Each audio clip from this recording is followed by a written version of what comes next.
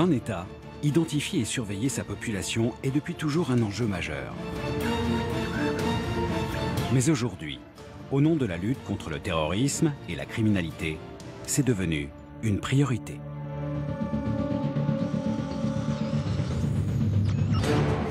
Caméras, GPS, cartes à puce en tout genre.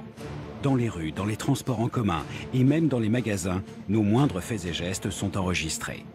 Sur Internet, chacune de nos recherches est gardée en mémoire, stockée dans de gigantesques bases de données. Désormais, toutes nos activités quotidiennes laissent des traces presque indélébiles. Mais ce n'est pourtant qu'un début.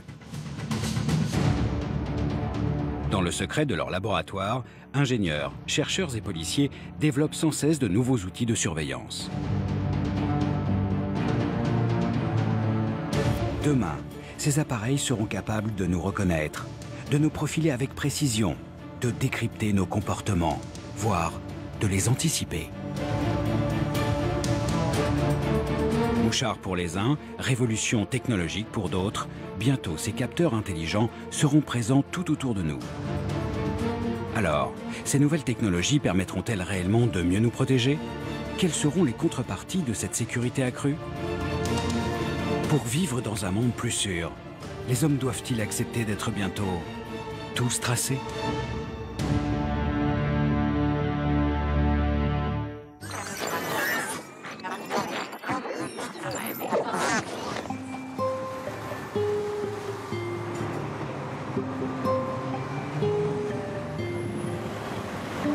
Il suffit de lever les yeux. Dans la plupart des endroits publics, elles sont là, plus ou moins discrètes, quelque part au-dessus de nos têtes. On n'y prête guère attention, tant elles font partie du décor. Ces dernières années, les caméras de surveillance ont envahi nos villes. À New York, Londres ou même Paris, un habitant est ainsi filmé en moyenne plus d'une centaine de fois par jour. Aujourd'hui, même les communes plus petites sont quadrillées et les caméras sont de mieux en mieux acceptées par la population.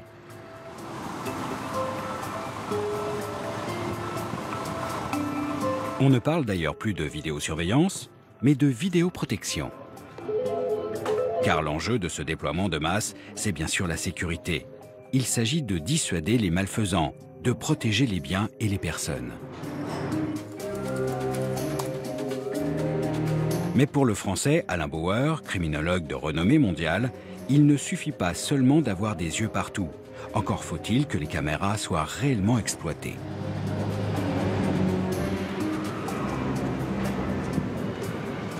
On veut des caméras, pourquoi on n'en aurait pas? Et puis pourquoi pas plus? Alors que la question, c'est à quoi elles servent. Il est rare que les caméras descendent des poteaux avec leurs petits bras musclés pour arrêter les voleurs.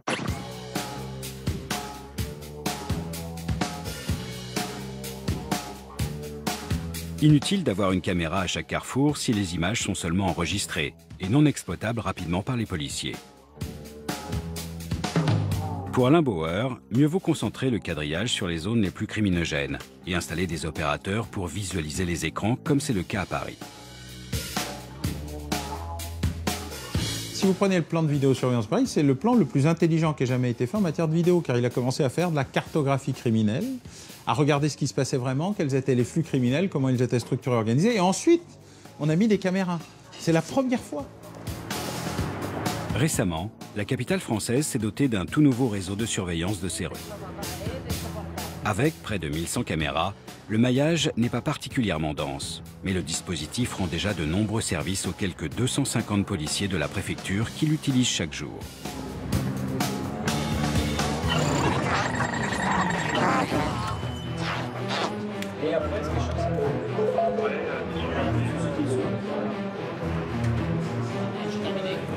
Ici, les agents doivent conserver leur calme quoi qu'il arrive. Depuis leur pupitre, 24 heures sur 24, ils supervisent les interventions les plus délicates des 22 000 gardiens de la paix de la métropole. Nous sommes dans la salle de commandement de la direction de la sécurité de proximité de l'agglomération parisienne, la DESPAP. Grâce à la vidéo, les équipes de Philippe Tirlock, le chef d'état-major, sont en première loge pour évaluer rapidement la gravité d'un incident et le contexte d'une infraction. Dans notre jargon, on appelle ça la levée de doute. C'est-à-dire quand on est appelé sur une intervention, on essaie le plus souvent possible de vérifier si l'information qu'on nous donne est exacte. Il faut pouvoir calibrer notre intervention en type d'unité à envoyer. Est-ce qu'on envoie des policiers en tenue, des policiers en civil? Est-ce que l'événement est aussi grave qu'on nous l'a dit? Ce qu'on veut éviter, c'est de tomber notamment dans un guet-apens.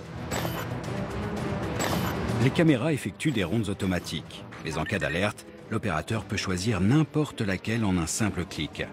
Avec son joystick, il peut alors l'orienter instantanément dans la direction souhaitée et bénéficier ainsi d'une vue imprenable sur les endroits couverts par le réseau.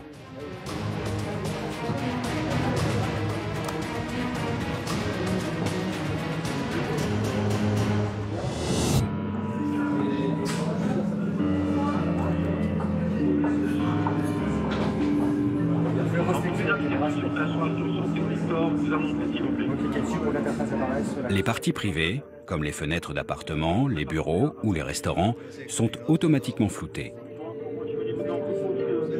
Les policiers ne peuvent bien sûr pas regarder en direct chaque caméra, mais toutes les images sont enregistrées. Légalement, elles doivent être détruites au bout d'un mois. Sauf en cas de procédure judiciaire, où elles sont alors conservées et décortiquées en détail pour y déceler d'éventuels indices. L'utilisation même a posteriori de la vidéoprotection nous permet d'avoir rapidement des éléments d'identification des auteurs ou en tous les cas du mode opératoire ou des moyens de fuite. C'est aussi un outil qui est apprécié des magistrats puisqu'on arrive à apporter des preuves techniques de la culpabilité des auteurs. Mais à Paris, comme dans la plupart des grandes villes, l'espace public ne se limite pas à la rue. La foule se presse aussi dans les centres commerciaux, les gares ou encore dans les innombrables couloirs de métro, eux aussi équipés de caméras de vidéosurveillance.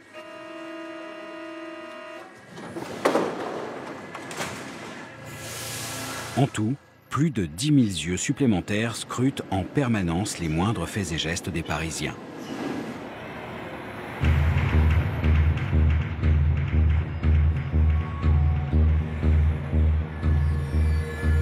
Mais ces caméras appartiennent à des opérateurs privés, comme la SNCF, la RATP ou les grands magasins.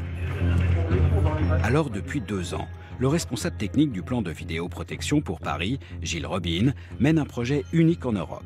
Permettre aux autorités de prendre instantanément les commandes de ces caméras en cas de besoin. 505, je crois qu'on l'a déjà prise tout à l'heure. C'est une caméra, celle-là, c'est possible de la prendre depuis l'extérieur. Non seulement on a évidemment on a le zoom aussi. Pour cet expert du renseignement, pouvoir garder un œil sur l'ensemble de la ville est primordial. Mais il faut également que le dispositif soit maniable. On a la capacité finalement de sélectionner les caméras de nos partenaires comme si c'était les nôtres, de piloter les caméras des partenaires, d'accéder à leurs enregistrements, etc. Là, je crois. Un policier de la préfecture de police pourra suivre un individu sur toute cette zone presque sans couture, en tout cas avec le minimum de zone d'ombre, si vous voulez. Il est rentré ici, il a marché là, ensuite on l'a récupéré là et il est parti à droite là. C'est lui là. On va prendre la 1004 qui est là. On va la mettre ici. Cette filature à distance n'est qu'une première étape. Dans les prochaines années, il y aura toujours plus de caméras, toujours plus d'écrans à contrôler, mais pas forcément toujours plus d'opérateurs. Pour pallier ce manque, de nouveaux outils plus efficaces et plus précis aideront bientôt les policiers à observer la voie publique.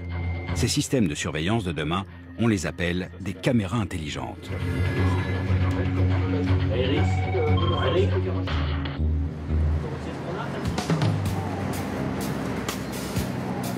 Mais pour l'heure, si l'on veut découvrir ces technologies ailleurs que dans une série télévisée, il faut se rendre dans le principal centre de recherche du groupe français, Thales.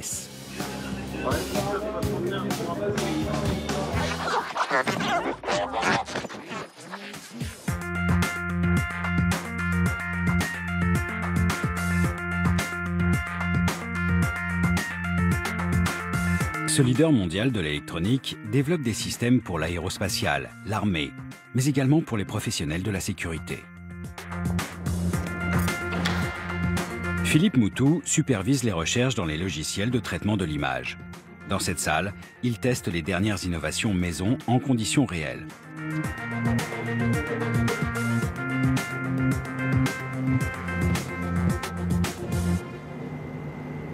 L'une d'elles, par exemple, sélectionne et met bout à bout uniquement les images dans lesquelles une personne ou un véhicule ont été détectés. On va utiliser les technologies de pistage que nous développons dans le centre de recherche. Et puis derrière, on va développer ce que nous appelons un résumé vidéo. Où on va montrer en fait tout ce qui s'est passé pendant une grande période en très peu de temps, en recollant toutes les pistes les unes derrière les autres.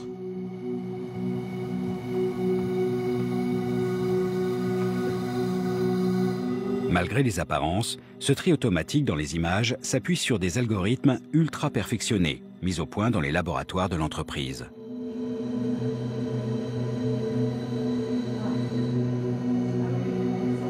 Ici, les mathématiciens et informaticiens développent les outils intelligents qui nous traqueront demain. L'objectif ultime des équipes de Philippe Moutou, c'est d'obtenir une caméra qui interprète une scène aussi précisément que le fait notre cerveau. Détection des couleurs, reconnaissance des formes, suivi des déplacements. Toutes ces actions, extrêmement simples pour un être humain, relèvent de la prouesse technologique lorsqu'il s'agit de les réaliser avec un ordinateur.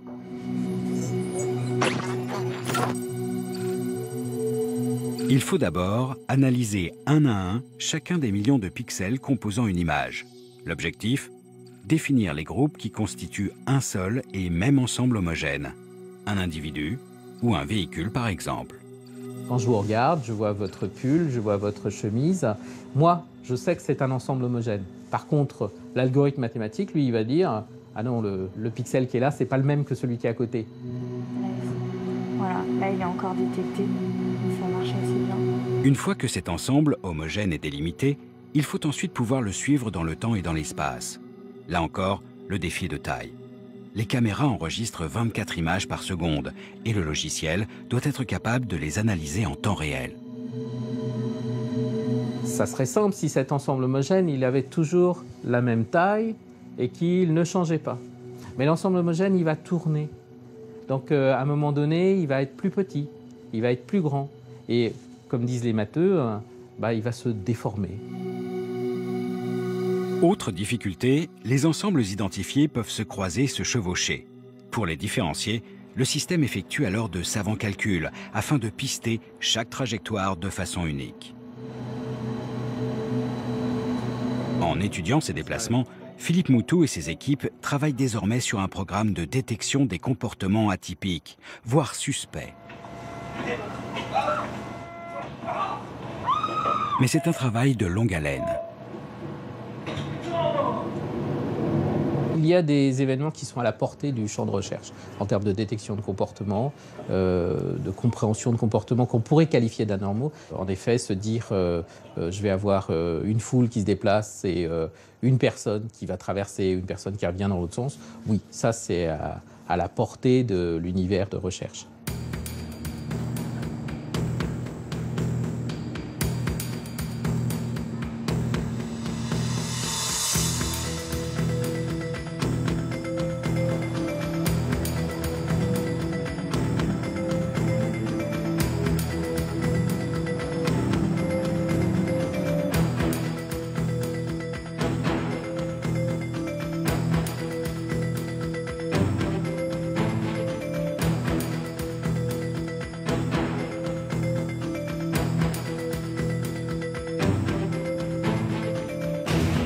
Demain, ces caméras intelligentes vont se déployer en nombre sur la voie publique. Les premiers prototypes sont déjà testés dans quelques gares et certains aéroports. Autant d'endroits stratégiques où les opérateurs sont submergés d'images sans intérêt.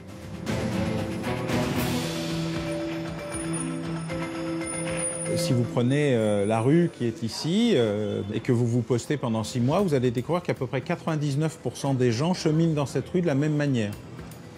Ils ont donc un comportement normal. Et 1% a un comportement atypique. Ils ont un besoin urgent, leur fiancé n'en finit pas de sortir chez le coiffeur, ou ils font un repérage pour un casse de la bijouterie. L'usage des caméras intelligentes, ça permet de sélectionner le 1% et de ne plus regarder le 99%.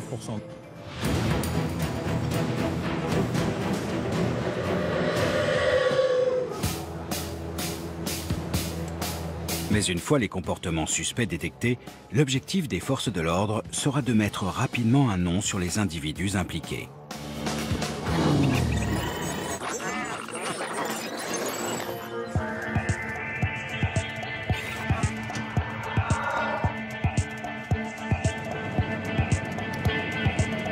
Identifier avec précision un détail physique, reconnaître instantanément un visage déjà observé, c'est la spécialité de Vincent Boitou.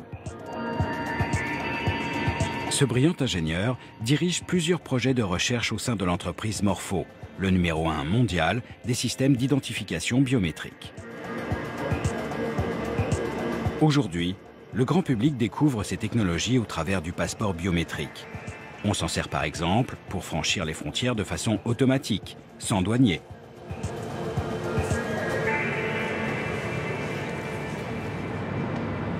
Je vais rentrer tout simplement dans le portique. Je vais présenter mon passeport à la lecture. Le système va lire automatiquement les informations qui sont dans mon passeport, portrait et empreinte digitale. Dans tous les derniers passeports, une micropuce communicante contient des données biométriques. Le système peut alors lire ces informations à distance, puis les comparer aux mesures qu'il effectue lui-même. Et il a trouvé que c'était les mêmes, donc je peux passer.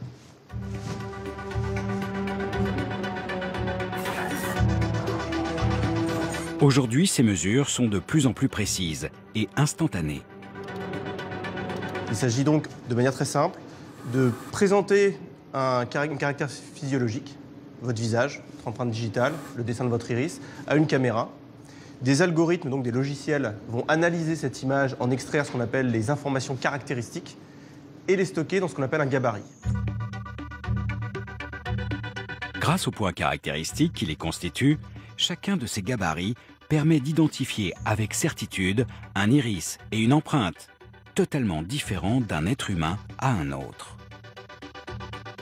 Ces deux techniques sont aujourd'hui parfaitement fiables, mais la reconnaissance faciale, elle, est plus délicate.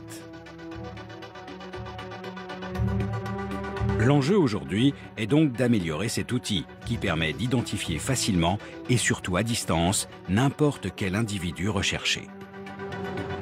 On va faire l'écran normal. C'est un système d'identification de personnes recherchées. Cette caméra surveille une zone. Toute personne qui rentre dans cette zone et qui est connue du système sera reconnue. Moi, je ne suis pas dans la liste, donc il ne m'a pas reconnu. En revanche, la personne qui vient de passer à côté de moi fait partie de la liste des personnes recherchées, donc le système l'a automatiquement reconnu et a prévenu l'opérateur qu'il l'avait repéré.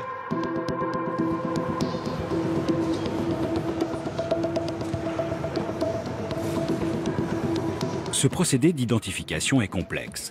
Le visage de l'individu n'est pas forcément pris sous le même angle que sur la photographie enregistrée, et il peut également avoir changé avec le temps. Pour répondre à ces aléas, Morpho développe de puissants logiciels de reconstitution faciale. Un visage peut être rajeuni de quelques années. Une partie manquante d'un portrait sera modélisée en 3 dimensions, en s'appuyant sur la symétrie des traits. Pour l'instant, cette reconnaissance faciale est uniquement efficace à courte distance. Il y a beaucoup de fantasmes autour de l'utilisation des technologies biométriques, sans aucun doute. Aujourd'hui, on ne peut pas vous reconnaître avec un drone à 300 mètres parce que les caméras ne sont pas assez précises. Ça ne veut pas dire que demain, ça ne fonctionnera pas. À court terme, les logiciels de reconnaissance faciale vont commencer par équiper les aéroports du monde entier. Plus pratique et plus sûr que des mots de passe ou des clés, la biométrie pourrait aussi envahir notre quotidien. Bientôt, les voitures intelligentes reconnaîtront leur conducteur et ne démarreront qu'en sa présence. Et les téléphones portables, équipés de lecteurs d'iris, pourront servir de moyens de paiement, de cartes de transport, voire de clés d'appartement.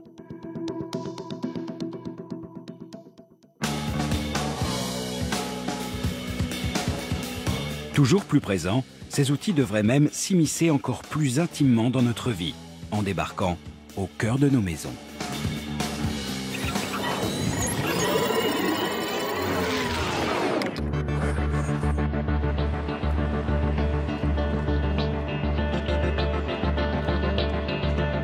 Cet habitat du futur se dessine en partie sur les bords de la Garonne, à Toulouse.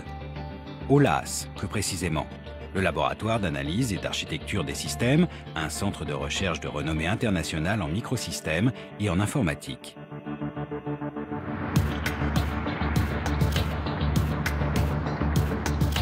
Voici la plateforme expérimentale A Dream, un rêve en français.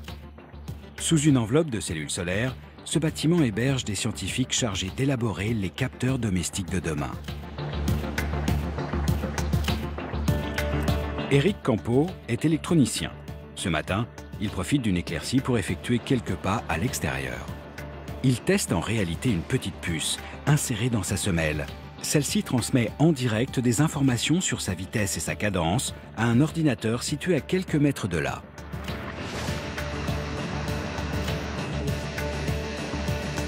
Cette semelle, rendue intelligente et communicante, fait partie des 80 milliards d'objets connectés en tout genre qui vont se répandre d'ici à 2020 dans ce que l'on appelle les maisons intelligentes.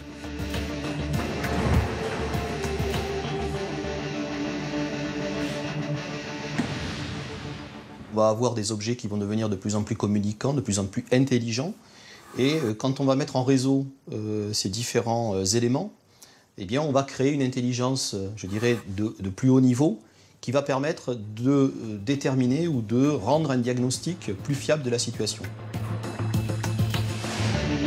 Demain, nous pourrions d'abord être reconnus dès notre arrivée à la maison. Nous pourrions ensuite être suivis dans chaque pièce par des caméras et des détecteurs de mouvement.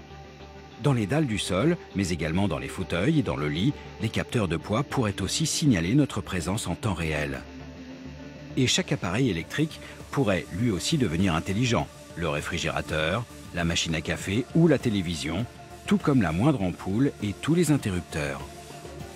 Tous ces objets connectés les uns aux autres tisseraient alors un réseau inextricable tout autour de nous. Pour Éric Campeau, cet Internet des objets permettra par exemple d'optimiser notre consommation d'énergie, mais surtout de modéliser précisément nos comportements et nos habitudes. On va essayer de personnaliser l'assistance, le suivi, la surveillance aux personnes. Donc pour cela, on part du principe que chaque personne a des habitudes et qu'on va apprendre ces habitudes de manière à en créer un modèle de référence, de manière ensuite à pouvoir comparer ce modèle de référence à la situation courante et en détecter des écarts. Donc l'idée, c'est de pouvoir renforcer le bien-être, renforcer le confort, renforcer aussi la sécurité dans l'habitat et pouvoir éventuellement prévenir des situations à risque. Mais pour que cette domotique du futur émerge, il faut avant tout que ces objets communiquent entre eux et s'adaptent automatiquement à la situation détectée. C'est un tout nouveau domaine de recherche, baptisé intelligence ubiquitaire ou informatique ambiante. C'est la spécialité d'un autre chercheur du LAS, Thierry Monteil.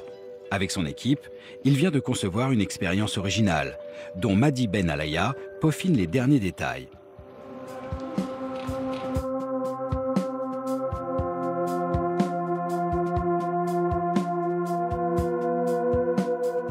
Quand il entre dans l'appartement intelligent, le système détecte immédiatement sa présence et dresse un diagnostic de la situation. L'utilisateur s'est assis, il lit. Mais comme la luminosité est faible et qu'il fait un peu chaud, les objets s'adaptent automatiquement.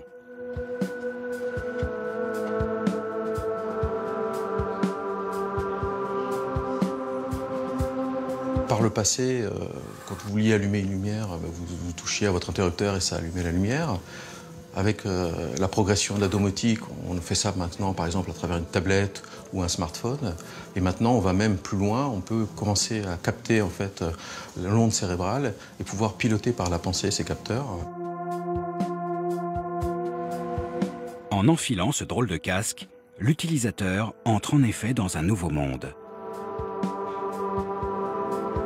On a un certain nombre d'électrodes qui vont être positionnées sur le crâne à travers un casque. Et ensuite, on va analyser les signaux envoyés par ces électrodes et détecter des comportements humains. Donc, par exemple, cligner l'œil, bouger un bras ou même penser à quelque chose. Donc, les sentiments aussi peuvent être captés. Et à travers ça, on va pouvoir déclencher des actions dans le monde réel.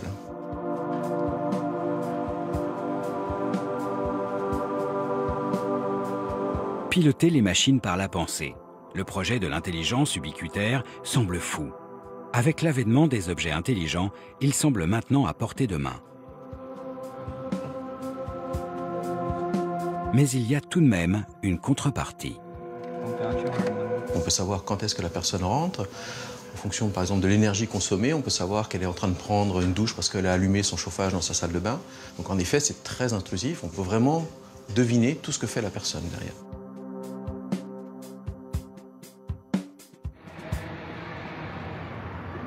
Cette intrusion dans nos vies intimes ne fait que commencer. Ces capteurs domestiques pourraient d'abord permettre de maintenir à domicile les personnes âgées ou dépendantes. Mais plus largement, le Commissariat général à la stratégie et à la prospective, dont les spécialistes conseillent le Premier ministre français, y voit les prémices d'une nouvelle forme de médecine. On pourrait arriver à prédire certains problèmes si on a des capteurs sur soi et qu'on peut envoyer les petits symptômes qui commencent à venir chez les personnes. Et comme ça, on pourrait prévenir l'apparition de problèmes plus graves. On pourrait également, en captant davantage de données, notamment des données génétiques, essayer de savoir comment vont se développer les pathologies chez certaines personnes. C'est ce qu'on appelle la médecine prédictive. Pour avoir un avant-goût de cette médecine de demain, il faut se rendre en Suisse, à l'école polytechnique fédérale de Lausanne.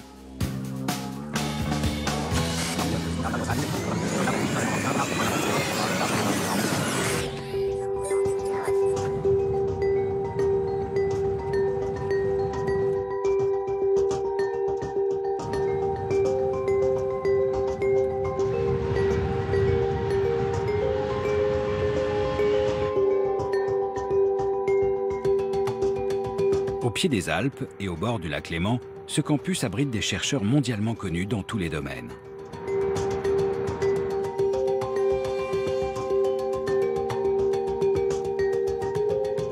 Giovanni De Micheli, spécialiste des micros et des nanotechnologies, est l'un d'entre eux.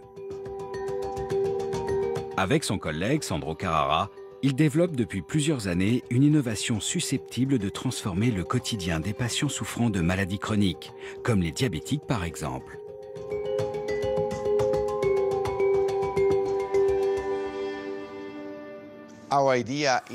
Notre idée, c'est un laboratoire sous la peau. Plutôt que d'aller dans un laboratoire faire des tests sanguins, le laboratoire est directement implanté dans le corps des patients, mais aussi dans celui des personnes en bonne santé.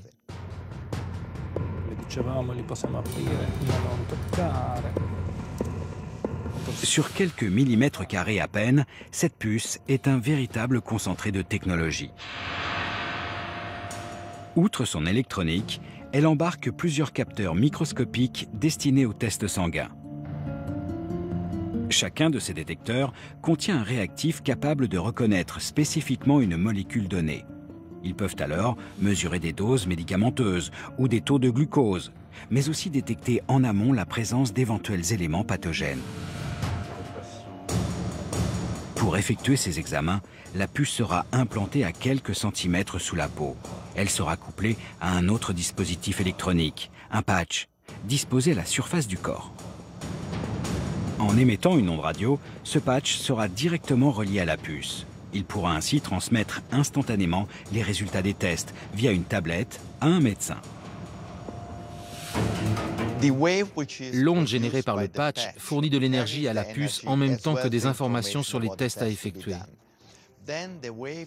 Cette onde est ensuite renvoyée vers le patch grâce à une technologie appelée RFID, similaire à celle que l'on trouve dans les télépéages ou les forfaits de remontée mécanique au ski.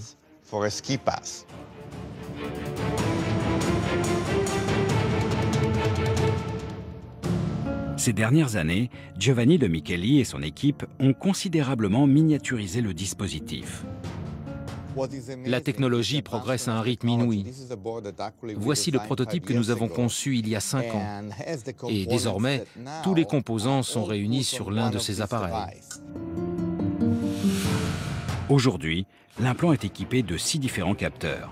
Mais demain, il accueillera plusieurs dizaines de senseurs sur une surface plus petite encore. Les progrès sont si rapides que nous serons bientôt capables de réaliser des puces 5 fois plus petites. Et elles seront alors presque imperceptibles sous la peau.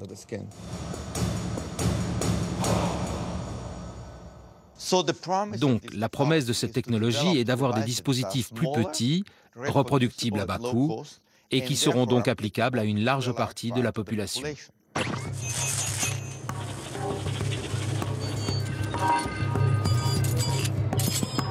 Bientôt, avec ce type de nanopuce implantée en nous, les individus seront sous une surveillance de tous les instants.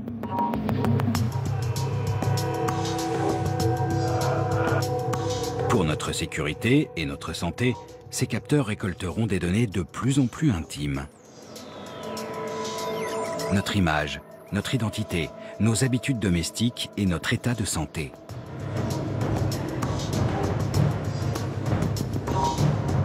Toutes ces données personnelles seront utilisées par des forces de l'ordre et des médecins.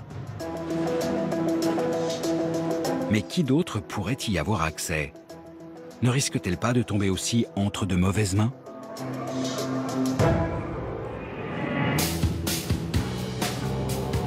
Aujourd'hui, le piratage informatique d'objets électroniques est déjà une activité à la portée de tous les hackers mal intentionnés.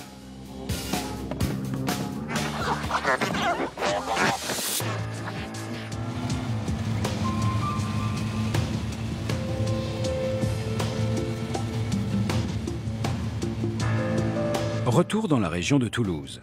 Marc-Olivier Kiligian est chercheur en informatique. Il est spécialisé dans la sécurité des systèmes embarqués, autrement dit, les téléphones et autres GPS qui nous géolocalisent en permanence. Selon lui, rien de plus facile que de pirater ces appareils.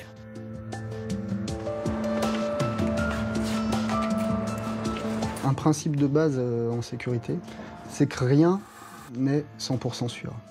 Tout est craquable. C'est vrai pour les ordinateurs qui sont censés être les plus protégés, et c'est encore plus vrai pour ces petits dispositifs tout nouveaux, où là, c'est très facile, a priori, de s'insérer dedans, encore plus facile que sur un ordinateur. Pour en faire la démonstration, il a lui-même installé un petit logiciel espion dans plusieurs téléphones, dont le sien. Son but ? Récupérer les traces de mobilité, de simples coordonnées géographiques enregistrées quand l'appareil se connecte au réseau. Il faut hacker le téléphone pour installer un logiciel espion. C'est ce que font les applications finalement quand elles vous disent « je veux accéder à votre localisation ». Là, on peut considérer que l'application, c'est un peu un cheval de Troie pour accueillir ce logiciel qui va vous tracer. Dans un seul téléphone, le mouchard informatique a capté en quelques semaines plus de 400 000 points de géolocalisation. Pour les exploiter, le chercheur les trie d'abord en fonction de certains paramètres. Il regroupe les coordonnées enregistrées tôt le matin et tard le soir, ainsi que celles localisées pendant plus d'une heure au même endroit. Il peut alors en déduire rapidement les adresses du domicile et du lieu de travail du propriétaire. À partir de l'adresse d'une personne et de son lieu de travail, on considère qu'il est unique. C'est un couple qui identifie de façon quasiment unique un individu avec 80% de succès. Il s'agit d'une impasse. En récupérant d'anodines coordonnées GPS, des données a priori anonymes, un informaticien expérimenté peut ainsi retracer la vie de quelqu'un. Si vous me laissez votre téléphone, je suis a priori capable d'installer mon petit logiciel de trace et de m'envoyer tous les soirs le log de vos coordonnées GPS. Donc oui, je peux tout apprendre de vous. Enfin, tout. Je peux apprendre où vous habitez, où vous travaillez, votre niveau de vie, les magasins et restaurants que vous côtoyez, que vous visitez régulièrement. On peut quasiment tout savoir de la vie d'un individu.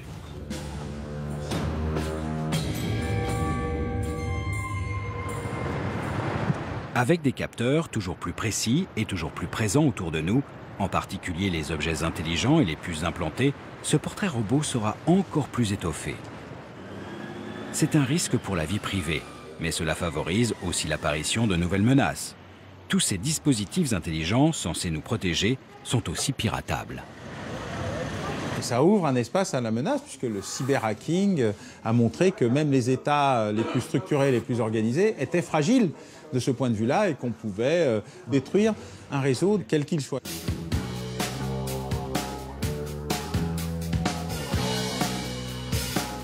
Mais à l'heure actuelle, ceux qui s'intéressent le plus à ces données ne sont pas les pirates informatiques.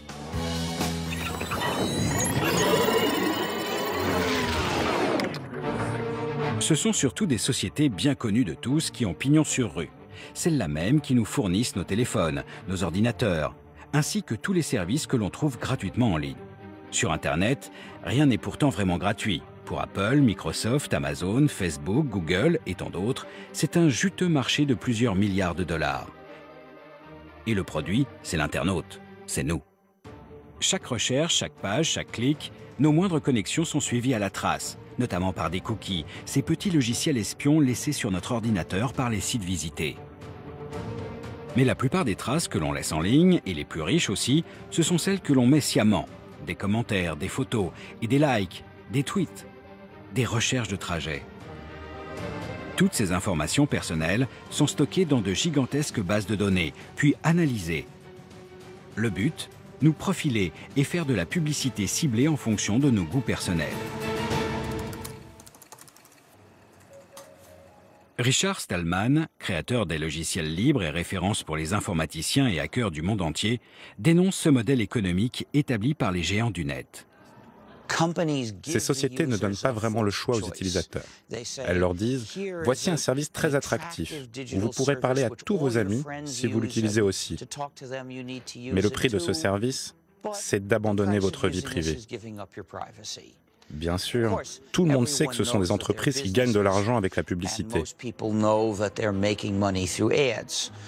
Bon, je ne suis pas contre la publicité plus que cela.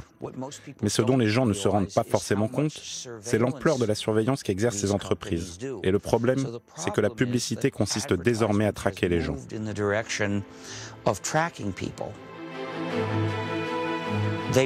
Vous avez sans doute donné votre accord à des conditions générales, que vous n'avez bien sûr pas lu, parce que c'est trop long et que l'on n'y comprend pas grand-chose. De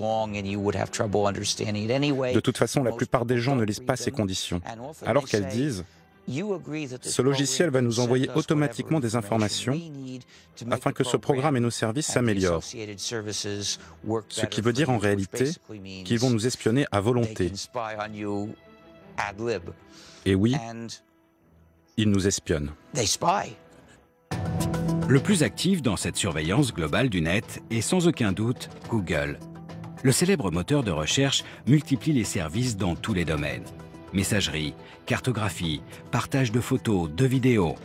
La société lance également des lunettes connectées et elle vient d'acquérir des activités dans des objets intelligents. Chacun de ces produits est destiné à recueillir de plus en plus de données intimes sur chaque internaute. Chacun de nous est donc fiché. Dans l'absolu, on peut affirmer que la liberté naît de la connaissance. Mais quand il s'agit des ordinateurs, ces robots du renseignement, c'est l'inverse qui se produit et la liberté du citoyen est en péril. En France, dès 1978, un organisme de contrôle a été créé pour lutter contre ce fichage informatique de masse. La Commission nationale de l'informatique et des libertés, la CNIL. Mais aujourd'hui, plus de 30 ans après, la mission de l'institution prend encore plus de sens. Le danger théorique, celui que tout le monde connaît depuis longtemps et ce pourquoi la CNIL a été créée, c'est effectivement empêcher qu'une seule entité, qu'elle soit publique, privée, peu importe, puisse collecter toutes les données et toutes les croiser entre elles. Début 2014, cette autorité indépendante a sanctionné Google pour atteinte à la vie privée des internautes. L'amende de 150 000 € reste symbolique, mais historique. L'un des manquements qui a été sanctionné, c'est qu'il s'autorisait à procéder à un croisement illimité de données. Et ce qu'a dit la formation restreinte de la CNIL, c'est qu'on ne peut pas croiser de manière illimitée des données sur des services aussi différents que ceux de Google, non seulement dans l'absolu, mais même ensuite, j'allais dire plus ponctuellement, entre services, sans donner les moyens à l'internaute de s'y opposer et d'en être dûment informé. Avec ce que l'on appelle désormais le big data, les autorités de contrôle, comme la CNIL, vont devoir redoubler de vigilance. Jamais autant de données personnelles n'avaient été captées et enregistrées jusqu'alors. Mais avec l'avènement des capteurs intelligents, le phénomène est désormais exponentiel. Que ce soit dans les lieux publics, chez nous ou dans nos moindres activités quotidiennes, des mouchards en tout genre vont tisser une gigantesque toile d'araignée autour de nous, avec à la clé un profilage précis de chaque individu. Pour certains gouvernements, toutes ces informations sont une manne providentielle afin de mieux surveiller et contrôler la population. Il y a une forte multiplication des traces de toute nature, les plus malveillantes, les plus intrusives étant celles qu'on crée soi-même, qui sont le rêve ou le cauchemar de tout service de renseignement. À condition d'avoir les capacités d'analyse d'une telle masse de données, toutes ces traces peuvent fournir des informations essentielles dans des enquêtes judiciaires.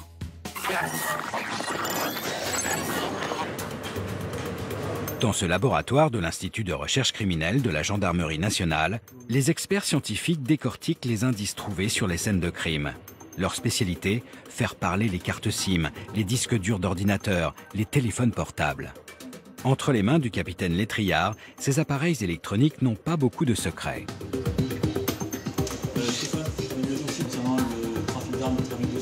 D'accord. Ok. Bon, bah, je vais faire ça alors.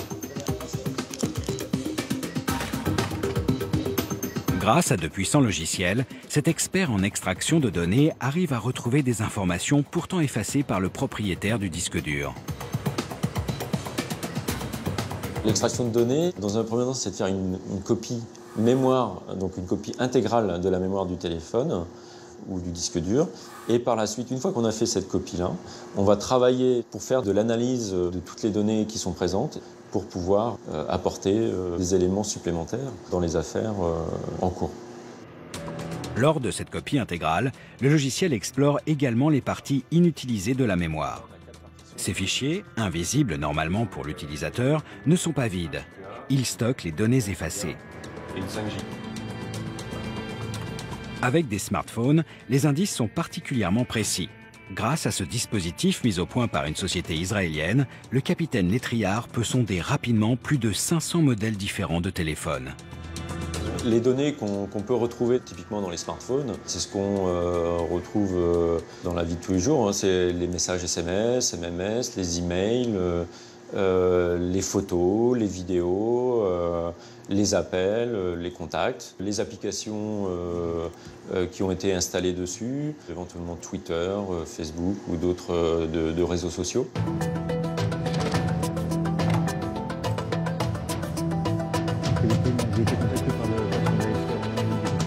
Pour le lieutenant-colonel Chélan, responsable de ces experts en recherche de preuves 2.0, ces traces indélébiles seront de plus en plus utiles aux magistrats et aux enquêteurs dans les années à venir. Le faisceau de preuves numériques prend de plus en plus de place, mais justement parce qu'il est en perpétuelle évolution. On détermine de plus en plus de nouvelles applications pour les téléphones, pour les ordinateurs.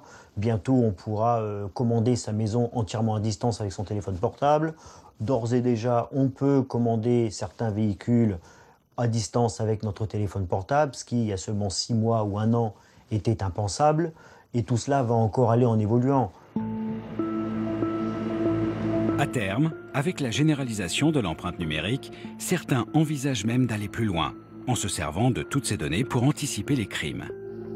En Europe, c'est l'objectif d'un projet controversé baptisé INDECT. INDECT est un formidable projet de recherche qui doit déboucher à l'élaboration d'outils innovants permettant d'assurer la protection des citoyens européens. Mais comme le souligne Marie-Pierre Hamel, au Commissariat général à la stratégie et à la prospective, des logiciels prédictifs sont d'ores et déjà testés dans certaines villes américaines. C'est pas Minority Report où on va prédire que quelqu'un va commettre un crime tel jour à telle heure. C'est de prédire une zone, que dans telle zone de la ville, à telle heure, à tel moment, on a plus de chances d'avoir des crimes qui vont être commis. Donc, du coup, on peut envoyer plus de patrouilles, de police. Et c'est vrai que ça donne des assez bons résultats. Pour l'instant, ces prédictions sont basées sur des événements passés. Et surtout, l'intervention humaine reste prédominante. Mais l'étape suivante approche. Dans quelques temps, ces dispositifs de surveillance prendront seuls leurs décisions et deviendront des robots totalement autonomes. c'est l'émergence de ce que les scientifiques appellent l'intelligence artificielle.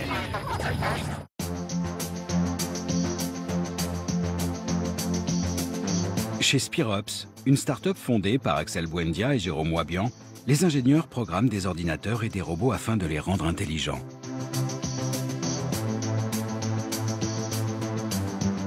L'idée, c'est d'arriver à transposer ce que fait un humain, son expertise, son intuition, comment il fonctionne, dans un système automatique, pour que ce système automatique soit capable de le reproduire 24/7, beaucoup plus rapide que l'humain.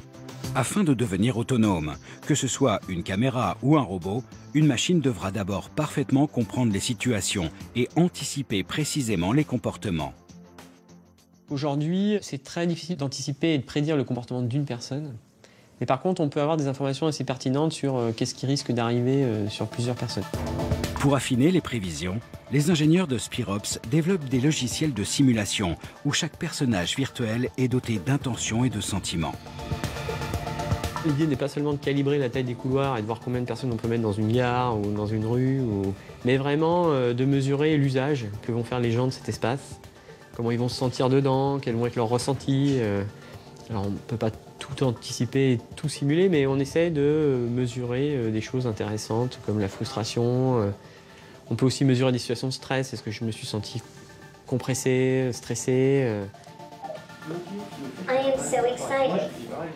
I enjoy dancing. Do you like to dance? Yes. Dance with me. Avec des simulations de plus en plus proches de la réalité, les machines seront bientôt capables de reproduire nos comportements et nos réactions.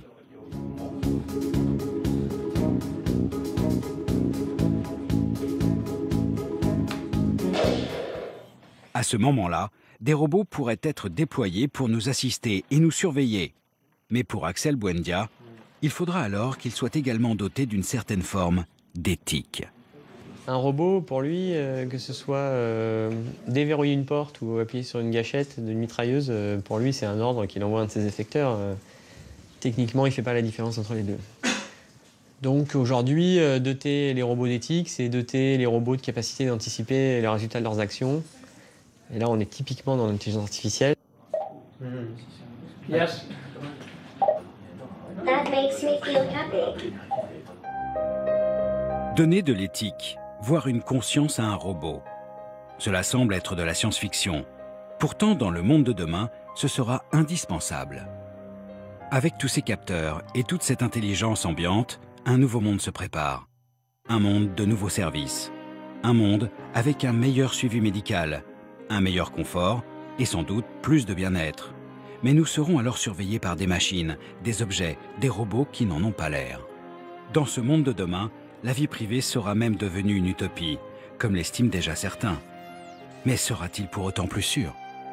On a une espèce de fétichisme technologique qui vise à penser que la multiplication d'outils d'interception, de contrôle, de surveillance est de nature à, au fil de l'eau, régler les problèmes criminels. Ça n'est juste pas vrai, ça ne l'a jamais été et ça ne le sera probablement jamais. La technologie nous permettra certainement d'aller plus loin dans les enquêtes, mais inversement, l'homme étant ainsi fait, il trouvera toujours des palliatifs pour contrer la technologie. Et donc c'est le problème permanent de l'épée et du bouclier, le tout étant de savoir qui a l'épée, qui a le bouclier.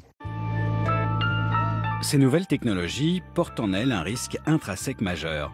Toutes les données se concentrent aujourd'hui entre les mains de quelques personnes. Big Brother et son ministère de la vérité, dépeint par George Orwell dans son roman 1984, n'ont jamais été aussi plausibles. Toutes ces données pourraient être utilisées par un État totalitaire qui voudrait contrôler les faits et gestes de tous les citoyens et les mettre dans des clous. Ça, c'est sûr que c'est une possibilité. Maintenant, est-ce que c'est le cas aujourd'hui? Je ne pense pas. On a beau vivre dans une démocratie, d'abord le monde entier n'est pas en démocratie, et ensuite, à mon avis, l'histoire a montré que personne n'était jamais à l'abri d'un dérapage. Et une fois que le dérapage sera là, ce sera trop tard. Je pense que ce serait terrible pour l'humanité d'être contrôlée tous les jours par Big Brother.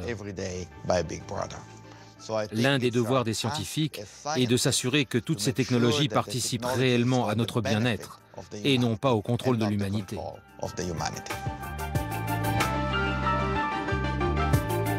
Pour que ce meilleur des mondes n'arrive jamais, pour que nos enfants puissent toujours jouir de leurs libertés individuelles, il faut donc rester vigilants dès aujourd'hui.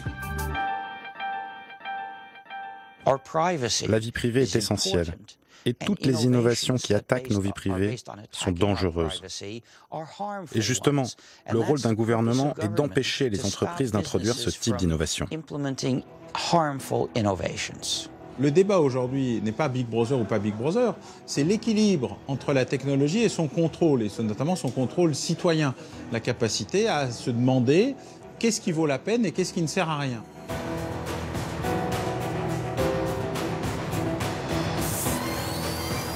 Pour que ces technologies en valent réellement la peine, leurs usages devront être contrôlés au plus près. De surveiller, chacun de nous doit aussi devenir un surveillant.